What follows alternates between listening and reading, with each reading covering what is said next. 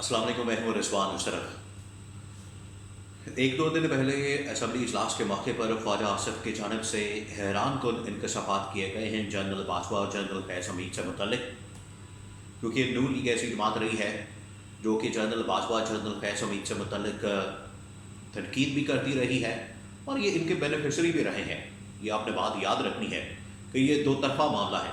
एक तरफ वो तनकीद भी करते हैं, दूसरी जानिब इन लोगों ने बेनिफिट भी लिया है। अब इन्होंने जो तनकीद का सिलसिला दोबारा से शुरू किया है, इसके पीछे मकसद क्या है? ये क्यों दोबारा से जनरल बाजवा जनरल फैज़ हमीद के ऊपर तनकीद कर रहे हैं? इसके पीछे जो मकसद है वो आपके साथ में अहम तरीन ख़बर इंफॉर्मेशन के साथ कुछ एनालिसिस शेयर करता हूँ।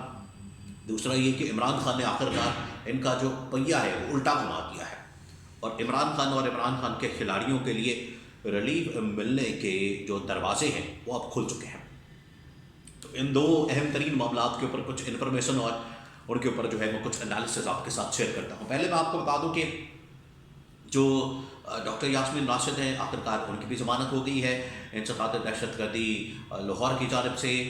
उनको जो है 9 मई के मुकदमात के अंदर ज़मानत मिल चुकी है और इसके अलावा बहुत सारे ऐसे लोग जो कि 9 मई के मुकदमात के अंदर मतलूब थे, जिसमें फैसल जावेद खान, अली अमीन गन्नापुर, उमर अयूब खान और इसके अलावा बहुत लंबी लिस्ट है जो कि इस वक्त असम्बलियों के अंदर पहुँच चुके हैं।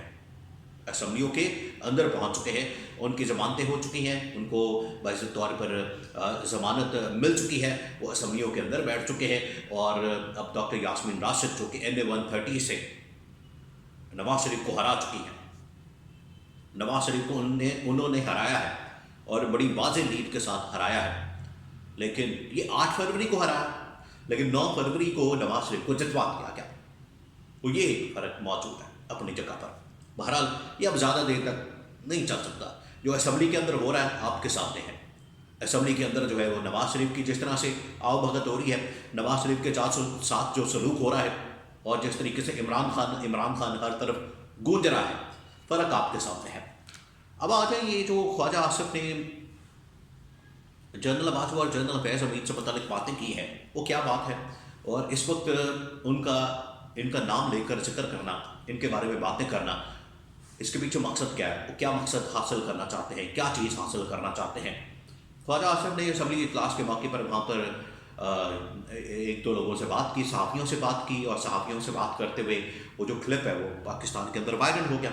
उसके अंदर ख्वाजा आसिफ ने कहा कि हमारे PDM के दौर में हमसे जो है वो कानून साजी करवाई गई, हमसे कानून साजी करवाई गई। किसने करवाई? पूछा किसने करवाई? जनरल बाजवा ने, जनरल फैज़ हमीद ने कुछ ऐसी कानून साजी करवाई जो कि हम नहीं करना चाहते थे, लेकिन इन लोगों ने करवा दी हमसे। अब ख्वाजा आसिफ ने इशारा तो नहीं किया, ख्वाजा आसिफ ने इस हवाले से बताया तो नहीं कि किस किस्म की कानून साजी करवाई गई, कौन सी कानून साजी करवाई गई, कौन से कानून पास करवाए गए। लेकिन वो जनरल बाजवा और जनरल फैज़ हमीद का नाम ले रहे थे और कह रहे थे कि इन लोगों ने हमसे कानून साजी करवाई है, हमारा उसमें कोई किरदार नहीं। तो वो कौन सी कानून साजी है? देखिए, उसमें एक दो ऐसे कवानीन हो सकते हैं जो कि इनसे करवाए गए हैं और बाद में अब इनको हो सकता है कि पछतावा हो रहा हो, पहली बात। दूसरी बात ये है कि इनकी जानिब से जो अब नाम लिया जा रहा है, नवाज शरीफ से भी ये सवाल किया जाता है जनरल बाजवा से मुतालिक, जनरल फैज़ हमीद से मुतालिक, उनके ख़िलाफ़ जो है वो एहतसाब करने से मुतालिक, लेकिन वो खामोश रहते हैं। ख़ुद वो खामोश है, लेकिन उन्होंने जो ख्वाजा आसिफ है उसको आगे किया हुआ है। ख्वाजा आसिफ ये बात कर देते हैं, तो इसके पीछे मकसद है, वो मकसद आपने समझना है। एक तो ये कि जो कानून साजी करवाई गई है PDM के दौरे हुकूमत में, 2-3 तरह की हो सकती है। एक तो फैटफ की हो सकती है, जो कि बड़ी अच्छी बात थी, वो तो फैटफ के ऊपर कानून साजी होनी चाहिए थी, वो पाकिस्तान के इंटरेस्ट में थी, पाकिस्तान के मफाद में थी। वो जो कानून साजी करवाएगी वो तो बड़ी अच्छी चीज़ है। दूसरा ये हो सकता है कि army act, official secret act और कुछ मिलिट्री से मुतालिक, मिलिट्री इस्टेब्लिशमेंट से मुतालिक कुछ ऐसे कवानीन मौजूद इनके दौरे हुकूमत के अंदर पास करवाए गए जो कि इनको लगता है, जो कि इस वक्त लगता है कि वही कानून ऐसे बने हैं जो कि जनरल बाजवा और जनरल फैज़ हमीद के ऊपर बनाए गए, जिसके ऊपर हो सकता है कि ये राजी ना हो, क्योंकि अब इनको एहसास हो रहा है कि अगर हमने इस तरह की कवानीन पास किए हैं तो ये हमारे भी गले पड़ सकते हैं और इनकी वजह से हमारी गर्दन भी शिकंजे में आ सकती है, ये हमारे भी गले काटे फिट हो सकते हैं, ये जो इस वक्त कानून बनाए गए हैं। अब ख्वाजा आसिफ ने ये जो बात की है इस वक्त इस स्टेज पर, आज کیوں یہ ضرورت پیش آئی؟ دیکھیے اس کی ٹائمنگ بڑی اہم ہے. ٹائمنگ اس کی یہ ہے کہ نون لیگ اس وقت حکومت بنانے جا رہی ہے، حکومت بنانا چاہتی ہے، جس کے لیے انہوں نے شہباز شریف کو آگے کیا، نواز شریف کو پیچھے کیا. اب یہ لائق تو تھے کہ نواز شریف کو وزیر اعظم بنانے کے لیے، نواز شریف کو وزیر اعظم بنانا چوتھی بار، لیکن نواز شریف کے ساتھ ہاتھ اس طرح کا ہوا ہے کہ نواز شریف اب وزیر اعظم نہیں بن سکتا. بن جائے، آپشن تو ہے، شہباز شریف اگر بن رہا ہے تو نواز شریف بھی بن جائے، اس میں مسئلے والی کون سی بات ہے.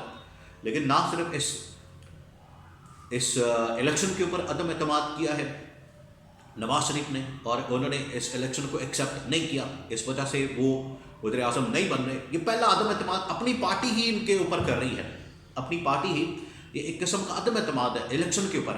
سیکنڈ یہ کہ پیپلز پارٹی نے نون لیگ کے اوپر بھی عدم اعتماد کر دیا ہے کہ وہ ان کے ساتھ کیبنٹ کے اندر نہیں بیٹھنا چاہتے. تو یہ آپس میں ہی ان کے جو اختلافات ہیں وہ سامنے آ رہے ہیں. اب نون لیگ کو پتا ہے کہ ہم تو اس میں فارغ ہو جائیں گے، ہمارا اوپر برڈن آ جانا ہے، ذمہ داری آ جانی ہے، اختیارات ہمارے پاس ہونے کوئی نہیں، اور نہ کوئی پیسہ ہونا ہے، نہ کوئی اختیار ہونا ہے، الٹا ہمارے اوپر ذمہ داری پڑ جانی ہے. اور جو آئی ایم ایف سے ڈیل ہونی ہے، اس کے بعد جو یہاں پر مہنگائی، بے روزگاری اور غربت کا جو طوفان آنا ہے، اس کی وجہ سے عوام نے ہمیں رگڑا دینا ہے، عوام نے ہمارے اوپر چڑھائی کر دینی ہے، عوام نے جو ہے وہ چیخوں پکار کی وجہ سے ہمارے اوپر جو ہے وہ لان تان کرنی ہے. اب ان کو یہ نظر آ رہا ہے، ان کو یہ پتہ ہے. پھر آگے بہت سارے ایسے قوانین ہیں، بہت سارے ایسے معاملات ہیں، بہت ساری ایسی ترمیمیں ہیں، خاص طور پر ملٹری کورٹ سے متعلق، اور بھی اس طرح کی بہت ساری ترمیمیں جو کہ آگے آنی ہیں. اس کے حوالے سے یہ پہلے سے ہی ایک گراؤنڈ تیار کرے کہ ہمیں اب اس طرح کے معاملات کے اندر نہیں پڑنا، ہم نے اس طرح کی قوانین پاس نہیں کرنے، ہم نے اس طرح کی چیزیں نہیں کرنی جو کہ ہمارے بعد میں گلے پڑتا ہے، بعد میں ہمارے ہی گلے پڑتا ہے. یہ پہلی بات. دوسری بات یہ کہ یہ اسٹیبلشمنٹ کے اوپر پریشر ڈال رہے ہیں کہ نواز شریف تو اس وقت خاموش ہے. جب نواز شریف قومی اسمبلی کے اندر گئے اجلاس اٹینڈ کرنے کے لیے تو ان سے پوچھا گیا، کیونکہ نواز شریف نے یہ اصل میں نعرے تو اسی نے لگائے تھے نواز شریف نے، اور نواز شریف نے اس بارے میں اشاروں میں بات بھی کی. نواز شریف نے ہی گجرانوالہ میں جلسے میں کہا تھا کہ میری جو حکومت گرائی گئی اس میں جو سازشیں کی وہ جنرل باجوہ نے اور جنرل فیض حمید نے کی. پھر ان کو خاموش کروا دیا گیا. پھر لندن سے جو پاکستان آنے والے تھے اس کے تقریباً کوئی ہفتہ 10 دن پہلے نواز شریف نے پھر سے کہا کہ میں پاکستان آ کر جنرل باجوہ، جنرل فیض حمید کا احتساب کروں گا. پھر شہباز شریف یہاں سے گئے بھاگے اور انہوں نے نواز شریف کو منع کیا کہ بھائی نے تسی کی کرتے پے ہو، مرواؤ گے سانوں بھی، آپ ابھی پھنسو گے تو سانوں بھی مرواؤ گے. پھر نواز شریف پیچھے ہٹ گیا، سوری کر کے نکل گیا، پاکستان آ گیا. پاکستان آ کر ابھی جو 2 دن پہلے پارلیمانی پارٹی کمیٹی، پارلیمانی پارٹی سے، نون لیگ کی پارلیمانی پارٹی سے جو نواز شریف نے خطاب کیا، اس کے اندر بھی نواز شریف نے کہا کہ ایک تو عدلیہ نے ہمیں نکالا، عدالت نے ہماری حکومت فارغ کی، مجھے ڈسکوالیفائی کیا، اور اس کے پیچھے اور بھی کردار تھے. اب انہوں نے صرف یہی جملہ، اور بھی کردار تھے، ان کی وجہ سے ہماری حکومت ختم ہوئی. تو وہ جو اور کردار تھے وہ کون ہیں؟